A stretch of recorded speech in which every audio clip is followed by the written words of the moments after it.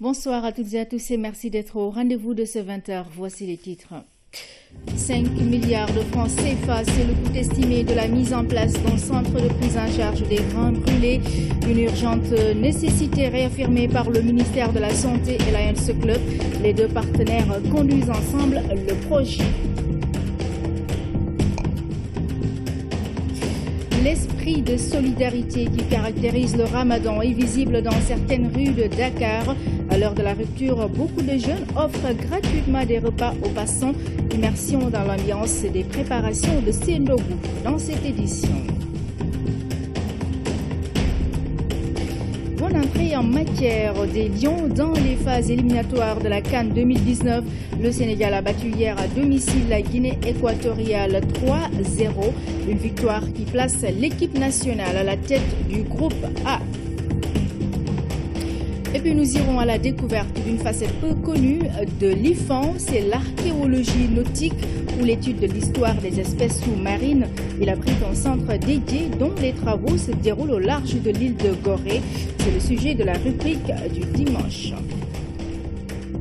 Madame, Monsieur, bienvenue dans ce journal. 60 millions de francs CFA, c'est le coût du financement de l'ouvrage hydraulique reliant Josmone dans la région de Fatick à Taten dans le Notto-Diobass, région de Thiès. Les travaux confiés à l'OFOR, l'Office des forages ruraux, ont effectivement démarré en visite de chantier. Alioune Sarr, maire de Notto-Diobass, et le directeur général de l'OFOR ont pu le constater. Alassane Didjou. Ces actes posés par l'OFOR, l'Office des forages, les populations de cette zone du Diobass, en particulier celle de Taten, les attendaient depuis fort longtemps. Dès lors, on comprend aisément la joie et le soulagement des responsables locaux, mandataires de ces populations. En tant que maire de la commune, je suis très heureux que ce problème ait pu trouver une solution. Vous savez, l'eau, c'est la vie. Donc si vous n'avez pas d'eau, vous ne pouvez pas parler de santé, vous ne pouvez pas parler d'éducation, vous ne pouvez pas parler de confort tout court. Donc je crois que c'est un problème essentiel.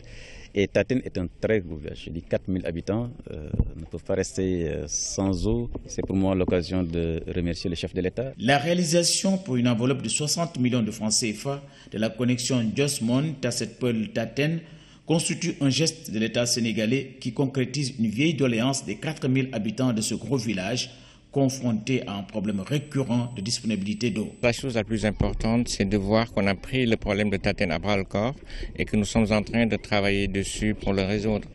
C'est un investissement qui, au bas mot, va coûter 60 millions de francs CFA, mais c'est notre travail. C'est la mission que nous a assignée son Excellence le Président Macky Sall. Partout au Sénégal où il y a des populations, nous devons trouver les moyens pour leur donner de l'eau. Autre doléance des populations, notamment la jeunesse de Babak, en cours de satisfaction, la construction et la modernisation par la chef du stade du village. Sur financement de la municipalité de Notto-Diobass, l'ouvrage sera doté d'une tribune, d'un vestiaire et d'une grille de sécurisation de l'aire de jeu. En sacrifiant au geste rituel de pose de la première pierre, marquant le démarrage officiel des travaux, l'édile de la commune a voulu inscrire son geste dans une dynamique de réalisation du plan Sénégal émergent, dont les objectifs intègrent le développement des collectivités territoriales. Je le disais en titre, un centre de prise en charge des grains brûlés devrait voir le jour bientôt. C'est le vœu du Lions Club et du ministère de la Santé. Deux partenaires, le centre d'un coût estimé à 5 milliards apparaît comme une urgente nécessité pour faire face à un nombre important de victimes de brûlures. D'ailleurs, les membres du Lions Club qui ont rencontré le ministre de la Santé lui ont remis du matériel de soins et un appui alimentaire aux sinistrés de Médina Gounass. Oumar Diaw nous en dit plus. 2 mois après le terrible incendie du Dakar de Médina Gounass, le Lions Club est venu à la rencontre du ministre de la Santé. Et c'était une occasion de reparler du projet d'un centre de grains brûlés. Le ministère de la Santé s'y est engagé avec nous depuis plusieurs années. Nous avons déjà le terrain. Nous avons bénéficié aussi d'une exonération jusqu'à hauteur de 1 milliard. Le centre pour prendre en charge les grains brûlés coûtera 5 milliards. Ce projet reflète le partenariat entre cette association et le ministère de la Santé. Autant vous êtes mobilisés, autant nous considérons que vous êtes parmi nos partenaires privilégiés. Et pour accompagner les victimes dans les soins, le Lions Club est venu avec un trousseau pharmaceutique d'une grande diversité. Il s'agit donc de sérums salés, de bandes de gaz, de sparadrap, de masques et de gants. Pour le volet appui nutritionnel, le lot se compose de riz, de sucre, d'huile et autres pâtes alimentaires. Mieux vaut tard que jamais. Il n'est jamais trop tard pour bien faire et nous savons que c'est peut-être le temps de mobilisation qui a un peu duré, mais ils y sont depuis quelque temps. Plus de 60 jours après l'incendie, les plaies ont commencé à cicatriser, du moins en surface. Les brûlures profondes mettent cependant du temps à guérir et les gestes du cœur ont le don de les apaiser. Et puis la relation entre l'économie arachidière et le peuplement à Kaffrine et Saloum oriental est démontrée par le professeur Wali Faye, enseignant à la FASTEF. Il a consacré ses travaux à la période allant de 1891 à 1960. L'ouvrage, qui est une thèse de 3e cycle réaménagée, a été présenté au public. Rogi Atouba était de la partie. Sous le feu des projecteurs, le professeur Wali Faye, enseignant à la FASTEF, dans son ouvrage, il reconstitue les liens historiques entre l'économie arachidière et la démographie à Kaffrine. Ce que j'ai voulu montrer, c'est la corrélation entre l'évolution de la population et la croissance de l'économie arachidière. Parce que l'immigration est consécutive à la culture arachidière. Elle est étroitement liée à la culture arachidière. C'est une immigration à caractère pionnière, ce qui a fait que, au fur et à mesure que la population augmente, la production suit. Et l'ouvrage montre que en 1908, l'administration coloniale décide de faire de la zone du Saloum oriental le terrain d'extension de l'économie arachidienne. Ce livre suscite l'intérêt de l'université du Sine Saloum El Hadj Ibrahima Niass, une université à vocation agricole implantée dans le bassin arachidier. L'université du Sine Saloum El Hadj Ibrahima Niass va accorder une place très importante donc à l'arachide. L'arachide, c'est toute la chaîne de valeur de l'arachide, mais également à la dimension sociale et également historique donc de l'arachide. La valeur historique et scientifique de l'ouvrage est reconnue devant la famille, les collègues et amis du professeur Wali Faye et en présence de son ancien instituteur. J'ai été maître de M. Wali Faye en classe de CM2 en 72-73 à Nibi. Je me sens très honoré parce que je vois vraiment que quelqu'un qui est passé par moi, en tout cas à une étape de sa vie, a accédé à un stade très élevé du processus intellectuel. Et c'est tout ce travail intellectuel qui est célébré. En marge de cette cérémonie de présentation de l'ouvrage du professeur Wali Faye, le recteur de l'université du Sine Saloum a annoncé la création d'un institut de l'arachide. Première édition du prix CEDEAO de la qualité, l'ONUDI et l'Union européenne encouragent ainsi les entreprises à s'investir dans l'application des normes internationales pour être compétitives. Le Sénégal sera représenté par 2 entreprises après une sélection nationale. La cérémonie de lancement de cette compétition régionale s'est tenue vendredi dernier. Compte rendu Fatou Sakho. Atteindre l'excellence par la qualité est aujourd'hui le défi que les entreprises des 15 pays membres de la communauté des États de l'Afrique de l'Ouest doivent relever.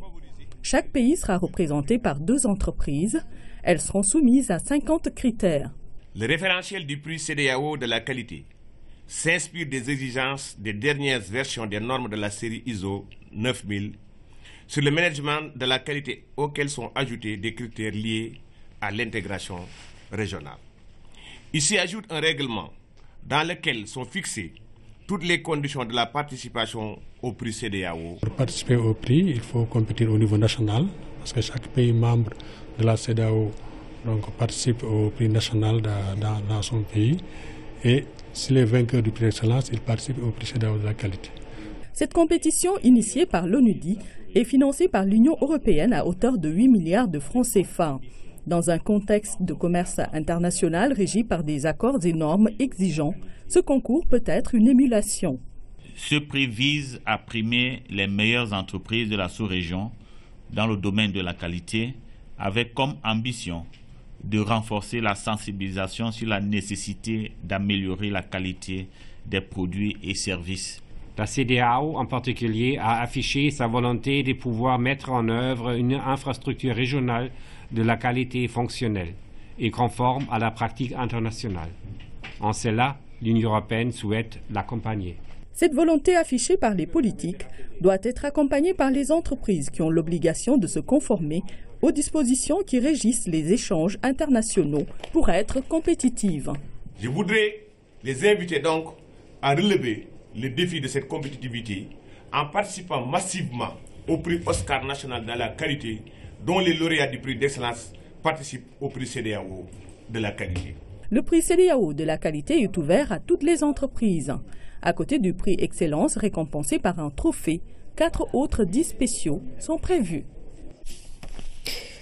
Et puis la 26e édition de la commémoration du témoignage de Boursine Coumba Ndoffène a vécu à Diakhao dans le Sine. Le ministre de la Culture et de la Communication, accompagné d'une forte délégation, a présidé la cérémonie officielle. Le comité d'organisation avait pris toutes les dispositions pour la réussite de l'événement. Claire Diop. 7 juin 1903, 7 juin 2017, voilà 114 ans que Boursine Coumba Ndoffène Diouf témoignait en faveur de Serigne Touba Khadimou Rassoul. L'histoire s'est déroulée à Sagata, à Saint-Louis. Le cheikh qui venait tout juste de rentrer de voyage dérangeait les colons. Ces derniers avaient entrepris des stratégies pour le nuire. Boursine Coumba Ndoffène s'était érigé en bouclier pour protéger le marabout. Cette année est la 26e édition de cette commémoration. Beaucoup d'activités sont organisées durant les 3 jours, y compris la nuit du partage. Dans cette nuit de partage, nous avons parlé de Mbégan Nour comme étant un roi fédérateur. Il a régné, c'était le 10e roi du Sine, mais le premier roi du Saloum. Il a régné dans le royaume du Saloum, mais également dans le royaume du Sine. Et ça, c'est pratiquement lui seul qui a pu le faire. À travers l'histoire retracée, une leçon de vie est tirée de ce riche parcours. C'est tout simplement les grands ensembles qui peuvent permettre un développement actuel. Il faudra qu'on dépasse ces petits États, il faudra qu'on se mette en association, que la notion d'individu ne soit pas bannie, mais en termes de comportement, qu'on puisse faire aller de l'avant et échanger avec les autres. Le ministre de la Communication a présidé la cérémonie au nom du président de la République. Il nous a envoyé avec une très forte délégation pour que nous puissions transmettre à la communauté sérère d'une manière générale ce sentiment de reconnaissance, ce sentiment de gratitude. Reconnaissance parce qu'il sait que tout le Sine est derrière lui. Gratitude parce qu'il sait que tout le Sine, mobilisé comme un seul homme, lui doit beaucoup.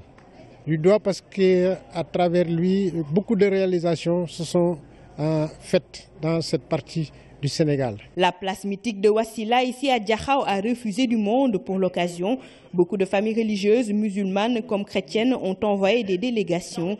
Des personnalités politiques ont également pris part à la cérémonie officielle de cette 26e édition de la commémoration du témoignage de Boursine en faveur de Serigne Touba. Place au reportage à Ramadan. Je le disais en titre, l'esprit de solidarité prévaut dans les quartiers de Dakar en ce temps de Ramadan. Avant l'heure de la rupture des jeûnes, des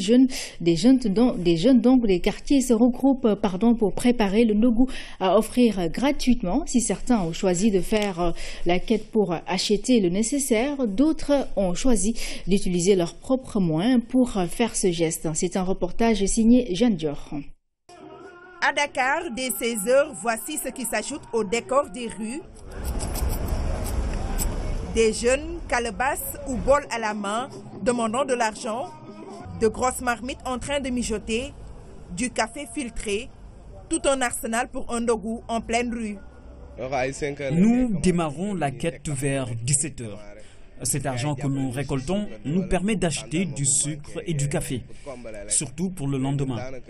Comme vous le voyez, nous avons commencé à préparer le ndogu.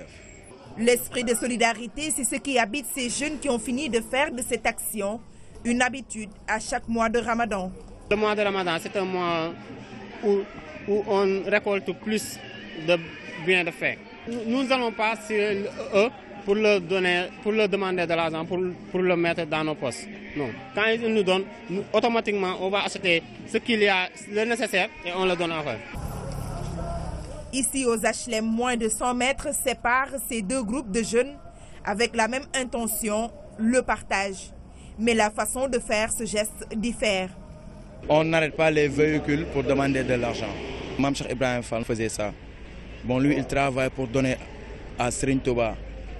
Donc nous, c'est notre devoir, parce que c'est lui notre guide. Donc on doit copier sur lui, oui, de travailler bien et de donner aux gens, oui, pour avoir quelque chose en Dieu. L'heure de la rupture a sonné à Nyari Tali. Des groupes de jeunes trouvés sur cette grande artère assurent le service.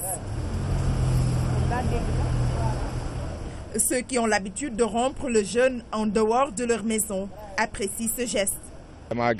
Je suis un chauffeur de taxi et lors de la rupture, me trouve tout le temps hors de chez moi. Donc ces jeunes m'offrent gratuitement le ndogu. C'est un geste de bienfaisance et seul Dieu va les récompenser parce qu'il y en a parmi les bénéficiaires ceux qui ne peuvent pas se payer le ndogu. Puisse Dieu payer cette action. C'est devenu une habitude à Dakar de voir des jeunes s'activer pour un ndogu, certes simple, mais immense de par le geste. Très significatif aussi bien pour les bénéficiaires que pour les initiateurs, surtout ceux qui le font avec les moyens du bord.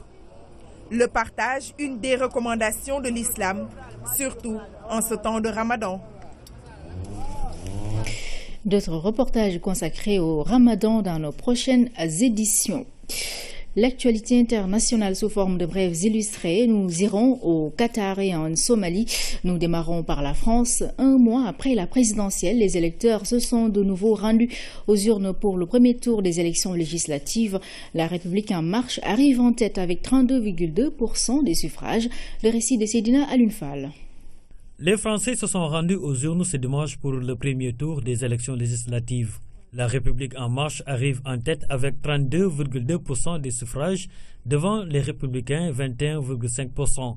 Le Front National obtient 14%, la France Insoumise 11% et le Parti Socialiste 9%. La République en marche et son allié, le MoDem, obtiendraient une majorité absolue, 390 des 430 sièges selon les premières projections. Un peu plus de 40%, c'est le taux de participation à ces élections, une baisse par rapport aux législatives de 2012. L'enjeu pour le président Emmanuel Macron est d'obtenir une large majorité pour réaliser les réformes qu'il a promises. 7 877 candidats étaient en liste pour 577 sièges. Les Français de l'étranger qui ont voté par anticipation le week-end dernier ont plébiscité les candidats de la République en marche. Aucune solution n'est encore en vue dans la crise du Golfe. Accusé de soutenir le terrorisme, le Qatar campe sur ses positions. Le pays est soumis à un blocus de la part de ses voisins, dont l'Arabie Saoudite. À la suite de cet embargo, l'Iran a envoyé 5 avions de produits alimentaires au Qatar. Mais le gouvernement qatari s'active en coulisses pour tenter de désamorcer la crise diplomatique avec ses voisins du Golfe et les États-Unis. Pour cela, le pays a fait appel à un cabinet d'avocats d'un ancien ministre de la Justice américain. Donald Trump a exhorté le Qatar à arrêter immédiatement de financer le terrorisme. Les États-Unis ont mené une frappe contre les Shabab en Somalie. Aucun détail sur ce raid n'a encore été communiqué par les militaires américains. Mais le Pentagone a précisé qu'il a été exécuté en coordination avec les partenaires régionaux en réponse aux actions des Shabab affiliés à Al-Qaïda, y compris de récentes attaques contre les forces somaliennes. Une opération menée dans le cadre d'un dispositif approuvé par le président américain Donald Trump et qui permet aux forces américaines de mener des actions légalement contre les Shabab en soutien aux partenaires somaliens. En sport, football, 3-0 pour le Sénégal face à la Guinée équatoriale. Une bonne entame des éliminatoires de la CAN 2019. Les Lions qui, avec cette victoire, occupent donc la première place du groupe A. Seydina Alioune Djigo, retour sur les temps forts. 3-0, le Sénégal démarre bien les éliminatoires de la CAN 2019. Les hommes d'Aliou Cissé défendent les langues nationales de la Guinée équatoriale. La voie du succès, Moussa Sow la trace dès la première minute. D'une tête, le sociétaire de Fenerbahçe ouvre le score pour les siens. 1-0, les Lions ne pouvaient pas espérer meilleure entame de match. Un match qu'ils peinent à tuer. 1-0 après la mi-temps. Il aura fallu attendre la 73e minute pour aggraver le score. Moussa Sow signe son doublé.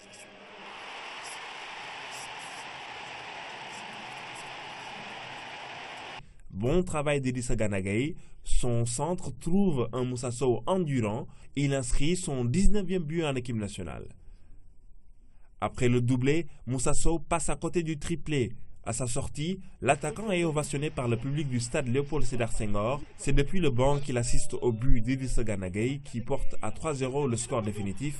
Avec ce succès, le Sénégal occupe la première place du groupe A devant Madagascar, tombeur du Soudan 3-1.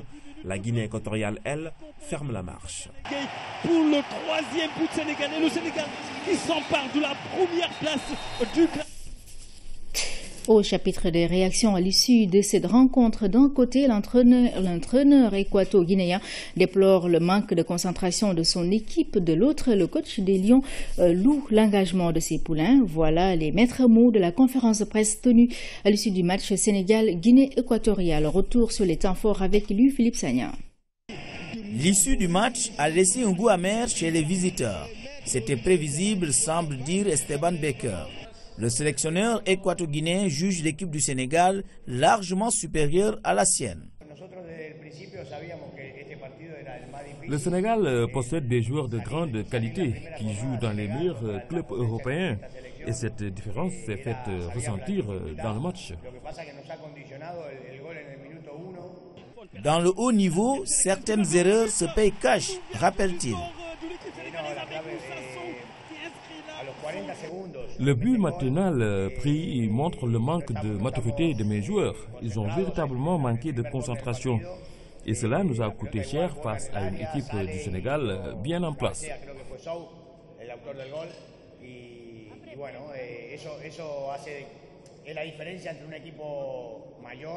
Très à l'aise après ce large succès à domicile, Aliou Cissé justifie son changement de système. On a commencé par un 4-4-2 avec 4 défenseurs. On a voulu tenter ça parce que on voulait marquer beaucoup de buts. En réalité, on a eu énormément de problèmes dans les transitions défensives et offensives, avec surtout Henry et Gana qui ont beaucoup couru, mais en réalité qui n'ont pas reçu beaucoup de ballons. Il fallait changer de système. Et en deuxième mi-temps, c'est ce que j'ai fait avec un 4-2-3-1. L'ancien capitaine des Lions souligne que ce n'était pas évident en ce mois de juin. Ce n'était pas évident dans ce contexte, avec surtout les vacances, les absences. Ça a été difficile, mais on a cru au travail, on a toujours cru que ça pouvait aboutir. Et c'est ce qui a été fait. La titularisation du buteur Moussa Sow, malgré son arrivée tardive, a été évoquée. Pour le sélectionneur national, c'est une question de confiance. Il était prêt et il l'a prouvé. Football toujours en bref, Génération Foot est champion du Sénégal. Cet après-midi, le centre de formation a battu le stade de Mour sur le score de 4-2 à Déni Biram Ndao lors de la 24e journée. C'est la 3e fois d'affilée qu'un club promu est sacré champion au Sénégal. Coupe du Sénégal de basket chez les dames, l'AS Ville de Dakar et enfin sacré. Les protégés de Moustapha Gaye ont battu le Duc sur la marque de 58-55. C'est le premier trophée majeur du club depuis sa création. Voilà, vous avez vu ces images proposées par notre caméraman Blaise Minkiland. Sur l'international, Coupe du monde des moins de 20 ans, l'Angleterre sacrée championne. Elle a battu le Venezuela en finale ce dimanche à Seoul en Corée du Sud. Score 1-0. Ibrahim Mboupa.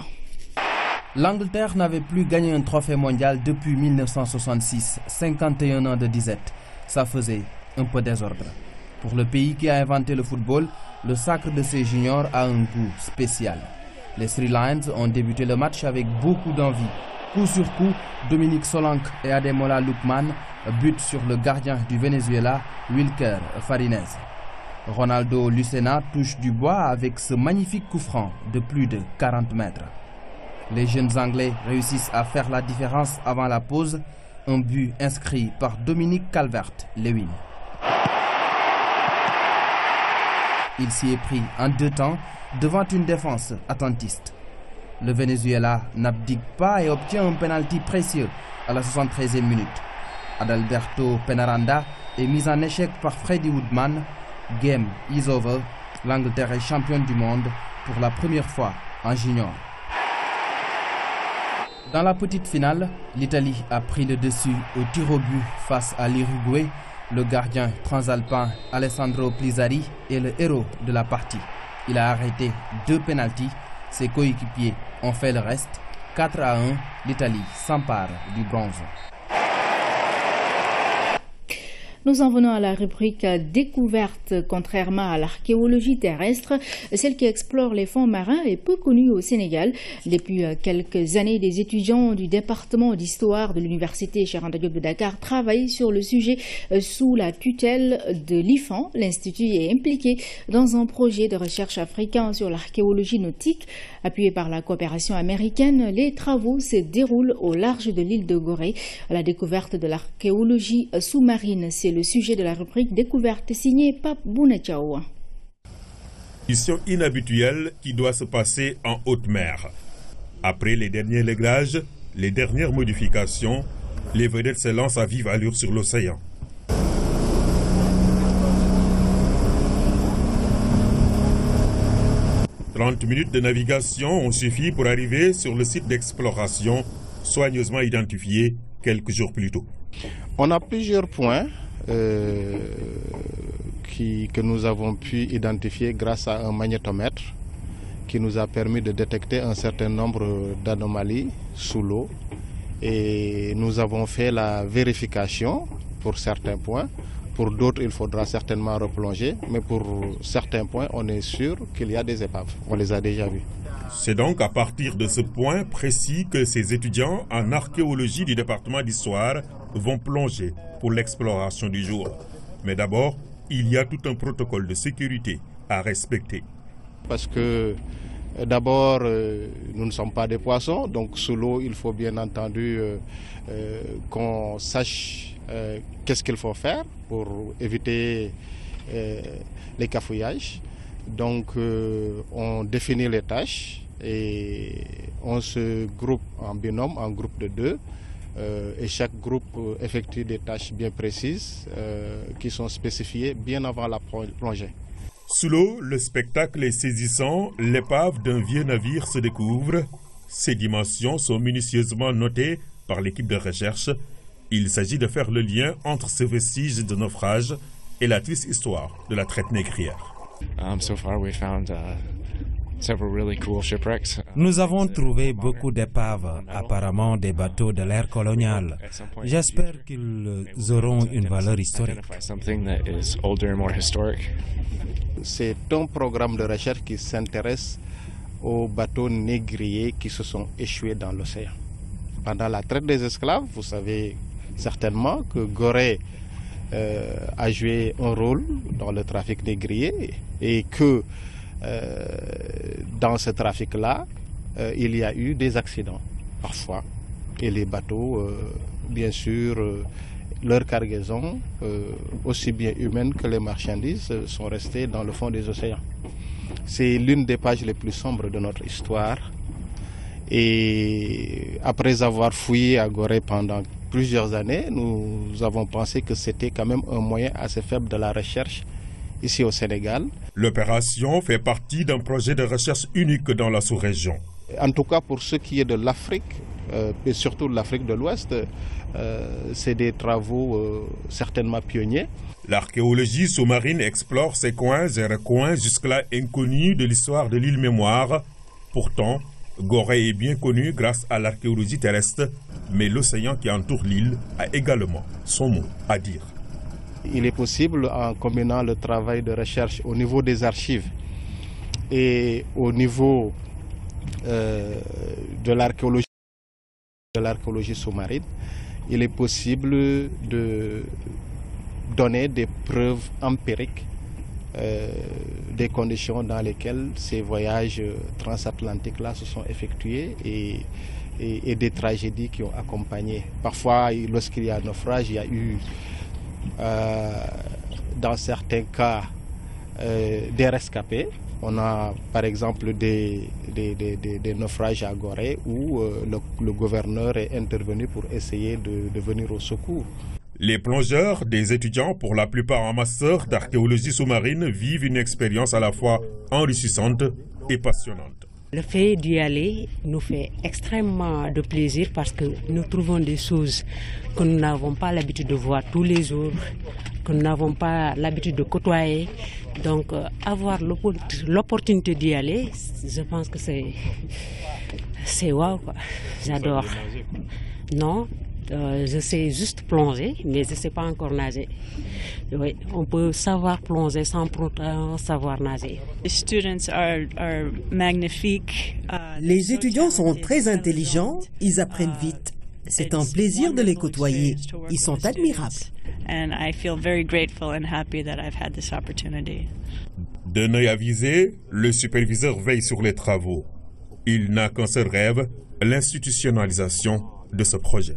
Dans le cadre du Slavery Project, l'idée que nous défendons, et nous avons l'appui de la plupart des membres, c'est que le Sénégal devienne un centre éventuellement de formation dans la sous-région où les collègues de Guinée, de Sierra Leone, du Ghana, Bénin ou ailleurs en Afrique de l'Ouest qui ont une ouverture sur l'océan Atlantique et qui ont été exposés au même titre que le Sénégal à ce trafic négrier-là, puissent développer des compétences dans ce domaine-là. Pour que l'archéologie sous-marine puisse s'exprimer dans toutes ses splendeurs et davantage dévoiler la palette de ses richesses, il faudra que le Sénégal ratifie la Convention internationale de protection du patrimoine sous-marin. Je crois qu'il est important de la ratifier parce qu'il y a un certain nombre de mesures pour protéger ce patrimoine-là, particulièrement dans un contexte où il y a beaucoup de pillages, beaucoup de pollution et beaucoup de choses qui se passent sous nos eaux sans qu'on sache. Après les prospections, suivront l'identification et la datation des épaves, tout un processus qui devra conduire à la découverte de nouveaux trésors historiques qui dorment depuis des siècles sous les flots. Voilà pour la rubrique découverte. Ainsi se referme cette édition. Mesdames, Messieurs, merci à vous de l'avoir suivi. Et très bonne soirée sur la RTS.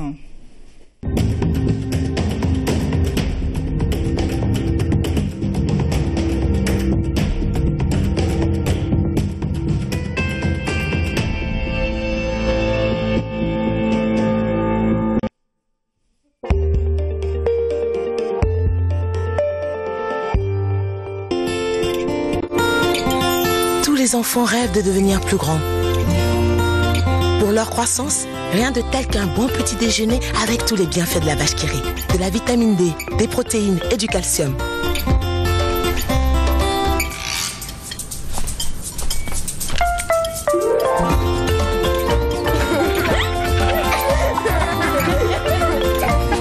La vache qui rit, du fromage, du rire, il n'y a pas mieux pour bien grandir. Il y a des Soukourkor tellement généreux qu'ils vous laissent un souvenir inoubliable tout au long de l'année.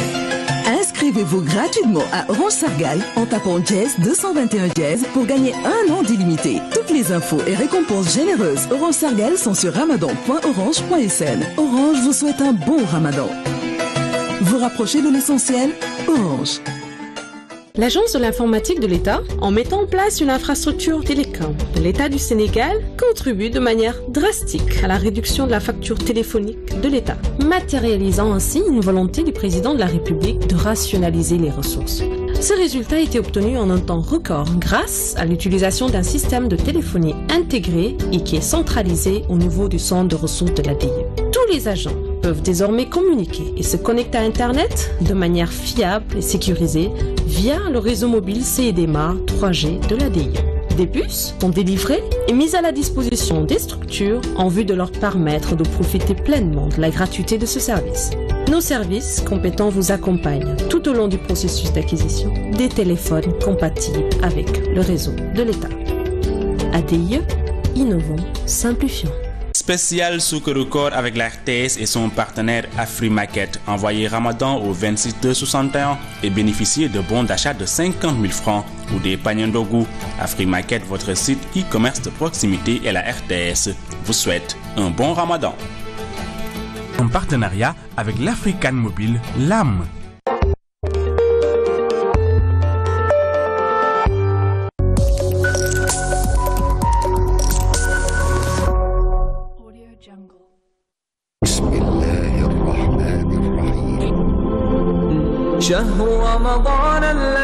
Assalamu alaikum wa rahmatullahi ta'ala wa barakatuh.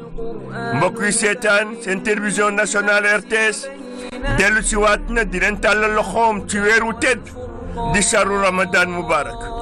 képp ku xam ne yaa ngi am sa conférence mbaa nga am sa ay xew-xew ci biir weer wile RTS tàllal na la loxo ci jàllaleel la ko ci ay anam yu taaru ci ay prix yu xéewale.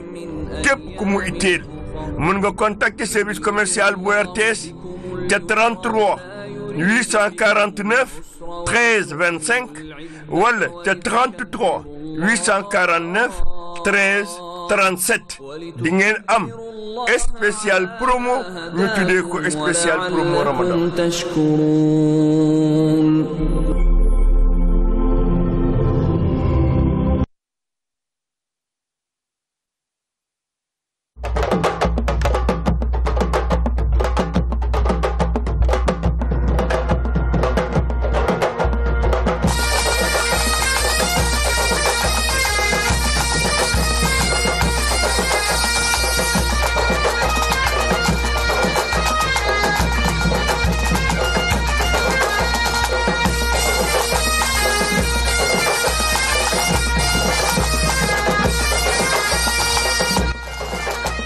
mbokk yeeg xarit yi amat nañu mbégte ak bànneex jàkkaarloo waat ak yéen fas yéene àndandoo ci tënk xibaar yi nga xamante ne ñoom ñoo tukkee ci ñaari hippodrome yi ñu doon dawale suñu course bi. d'abord course événementielle bu njëkk bi mi ngi doon amee fële ci hippodrome d'Auteuil mu dëpp ak tey ji dimanche le 11 juin 2017 LONASE dem leen fa indil leen fa nekk benn prix bu am solo boo xamante ni ñu ngi ko duppee ñaari organe lañ ko tuddee. bu ci njëkk ñu ngi ko tuddee le prix de Ardati, beneen bi ci des ñu tuddee ko journal bu mag boobu nga xamante ni moom la ñu woy le Parisien. ngeen amoon fa nekk benn handicap divisé première épreuve corde à gauche fukki mool ak juróom benn yoo xamante ni ñu ngi am diggante juróom jàpp juróomi ak ñeent ñoo fa doon jongante mbokku téléspectateurs yi ci benn course de haie ci distance bu gudd bu toll ci 3000.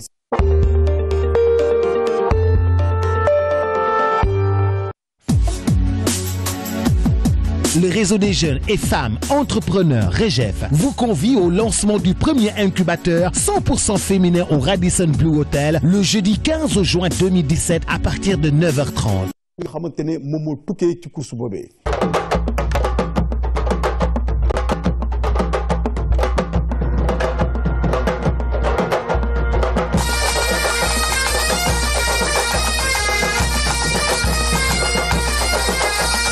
Au Sénégal, beaucoup d'enfants sont confrontés aux pires formes de travail. On voit nga xamante ne moom moo tukkee ci course boobee.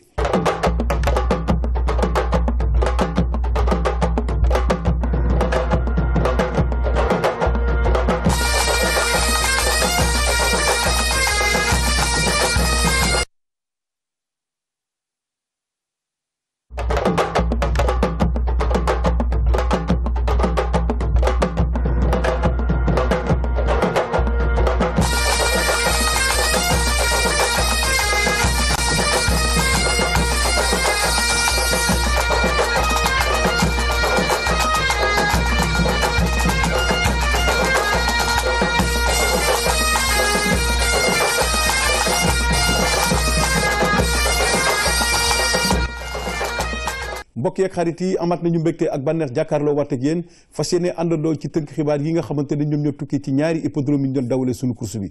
d'abord course événementielle bu njëkk bi mi ngi doon amee fële ci hippodrome d'Auteuil mu dëpp ak tey ji dimanche le 11 juin 2017 LONASE dem leen fa indil leen fa nekk benn prix bu am solo boo xamante ni ñu ngi ko duppee ñaari organe lañ ko tuddee.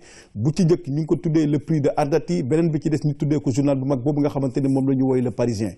ngeen amoon fa nekk benn handicap divisé première épreuve corde à gauche fukki mool ak juróom benn yoo xamante ni ñu ngi am diggante juróom juróomi ak ñeent ñoo fa doon jongante mbokku téléspectateurs yi ci benn course de haie ci distance bu gudd bu toll ci 3000 nga xamante ne moom moo tukkee ci course boobee.